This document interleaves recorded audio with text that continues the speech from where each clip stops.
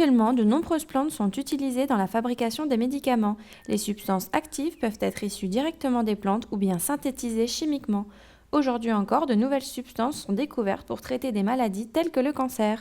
Les plantes contiennent des substances dont certaines peuvent être utilisées à but médicamenteuse. Les autres sont classées dans toxiques parce qu'on n'a trouvé aucune utilité à ces plantes. Par exemple, l'if, dont on retire le taxol, avant était classé dans les plantes toxiques.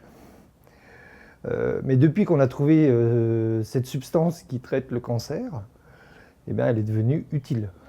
Ce sont des chercheurs qui isolent des molécules et qui expérimentent une utilisation potentielle. Et parmi elles, ils arrivent à trouver certaines molécules actives. Donc en fin de compte, la recherche, que ce soit sur des nouvelles plantes, parce qu'on en découvre encore, ou des plantes connues depuis longtemps dont on n'a pas décelé l'utilisation possible. Parce que ce qu'il faut savoir, c'est que quand ils découvrent une molécule, où la plante est cultivée et ils extraient cette molécule, mais la plupart du temps, souvent, il y a une synthèse chimique de la molécule. Comme par exemple, je vais prendre un exemple simple, le saule, ou la reine des prés, dont on a tiré l'aspirine. Maintenant, elle est synthétisée, bien sûr. On n'utilise plus le saule, mais à l'origine, ce sont des plantes. La plupart des plantes contiennent des substances qui peuvent être dangereuses et provoquer des empoisonnements. Pourtant, ces substances sont utilisées pour faire des médicaments. Tout n'est finalement qu'une question de dosage. En fin de compte, les plantes qui contiennent des substances pouvant être toxiques ou pouvant être utilisées en tant que médicaments nous entourent. Elles sont pas, certes, il y a certaines plantes qu'on va chercher dans les pays tropicaux, mais en France, en Bourgogne, il y en existe.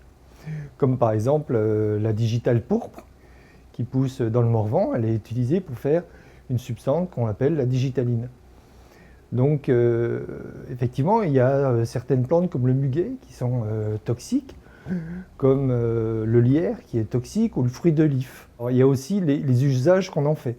Par exemple, la chélidoine, que tout le monde connaît, qu'on appelle l'herbe à verrues, elle est utilisée pour traiter donc les verrues en usage externe.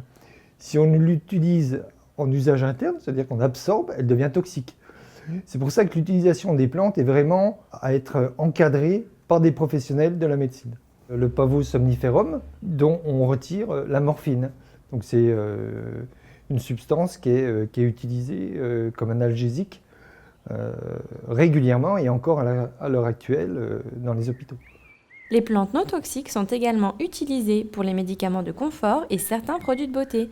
C'est le cas notamment de l'aloe vera qui est utilisé dans certaines crèmes apaisantes, la parfumerie ou encore les soins pour la peau. Au Jardin des Sciences, dans le parc de l'Arquebuse, dans l'école de botanique, nous avons donc 2 plates-bandes dédiées à ce thème qui traite de la biodiversité cultivée et utilisée à but médicamenteuse.